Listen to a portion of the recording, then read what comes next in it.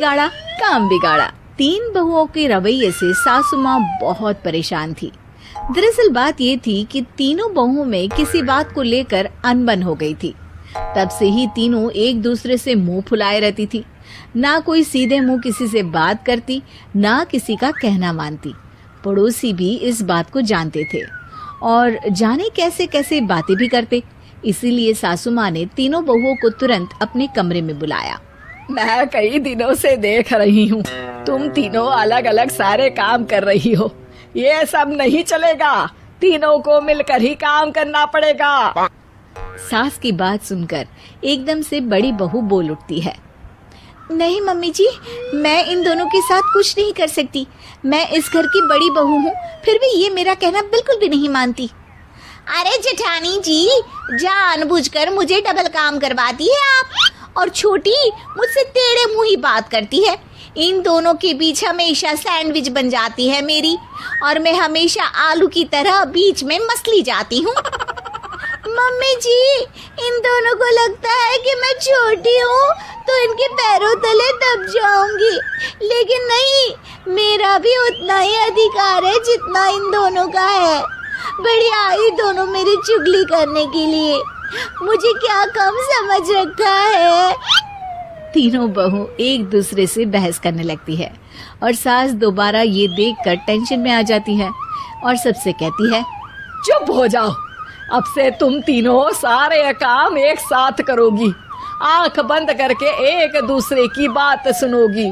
तुम तीनों इस बात को गांठ बांध लो, वरना अगली छुट्टियों में तुम्हारा अपना मायके जाना कैंसिल।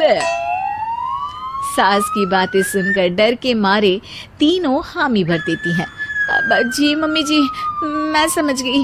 हाँ मम्मी जी, जैसा आप कहें। आप जो कहेंगी मैं वही करूंगी। तीनों बहू सास की बात को गांठ बांध लेती है और वादा करती है कि अब से सारे काम वो तीनों एक साथ मिलकर ही करेंगी। ये सब देखकर सास खुश हो जाती है और वहाँ से चली जाती है। नीचे जाकर वो देखती है कि घर में शर्मा जी आए हुए होते हैं। सास जोर से आवाज लगाकर कहती है, अरे बहू, जरा चाय बनाकर तो लाना, शर्मा जी आए हैं। सास की बात सुनकर तीनों बहू तुरंत किचन की ओर भागती है और चाय बनाना शुरू कर देती है। मुझे तो एकदम मसाले वाली कड़क चाय पसंद है, तो हम शर्मा जी के लिए मसाले वाली चाय ही बनाएंगे। अरे नहीं दीदी, गर्मी के मौसम में मसाला चाय कौन पीता है? मैं तो शर्मा जी के लिए इलायची वाली चाय ही बनाऊंगी। ये कैसी बात कर रही हैं आप दोनों? मेरी मम्मी ने सिखाया है कि मेहमान को ज्यादा दूध और शक्कर वाली चाय देनी चाहिए, वरना वो घर वालों को कंजूस समझते हैं। तो मैं तो शर्मा जी को ऐसी ही चाय दूंगी। तीनों बहुएं अपने अपने तरीके से चाय में शक्कर, मसाला, पत्ती सब डाल देती है। उबलने के बाद तीनों मिलकर चाय बाहर लेकर जाती है और शर्मा जी और सासू माँ को देती हैं। चाय पीने के बाद शर्मा जी सासू माँ को देखकर शर्मा जाते हैं और शर्मिंदा महसूस करते हैं कि आखिर उन्होंने चाय पीने के लिए हामी क्यों भरी। सासू माँ भी चाय पीना शुरू करती है और कहती हैं, अरे बहू, ये कैसी चाय बनाई है? चाय है या मीठे दूध की बासुंदी? हाँ, चाय अच्छी नहीं लगी क्या? कोई बात नहीं, हम पराठा बनाकर लाते हैं। चलो चलो अंदर। हाँ हाँ चलो, हाँ आती हूँ मैं भी।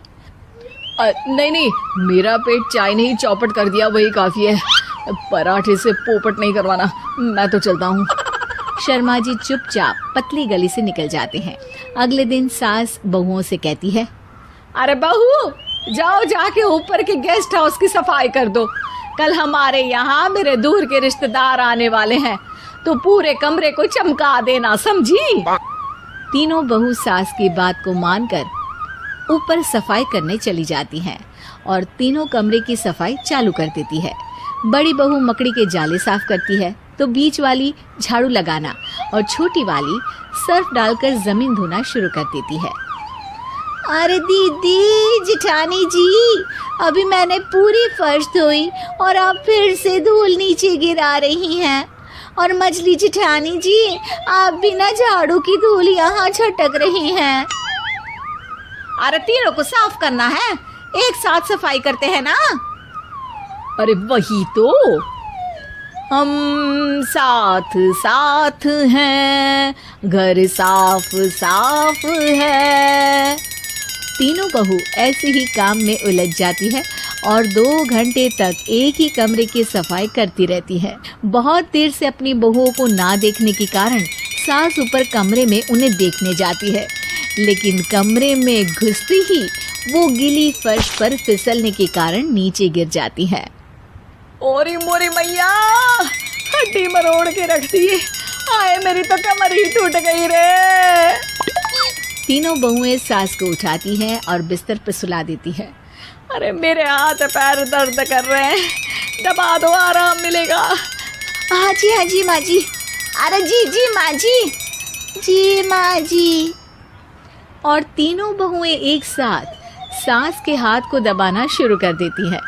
माँ की तो चीख ही निकल जाती है और नतीजा ये होता है कि सास के बचे हुए शरीर में भी दर्द उठ जाता है। हाय राम, ये क्या कर दिया तुम तीनों ने। अरे मेरी तो किस्मत ही फूटी है कि तुम जैसी बहुएं मुझे मिली। हे भगवान, पूरे शरीर में दर्द बढ़ गया है। अब तो पता नहीं कि चल भी पाऊंगी या नहीं। माफ करो, मुझे गलती हो गई मुझसे कि तुम तीनों को एक साथ काम करने के लिए बोला। सोचा था तीनों मिलके अच्छे से काम करेगी, लेकिन बड़े बुजुर्ग सही कहते थे कि 3 तिगाड़ा काम बिगाड़ा। तुम लोगों ने ये बात ना आज साबित करके दिखा दी।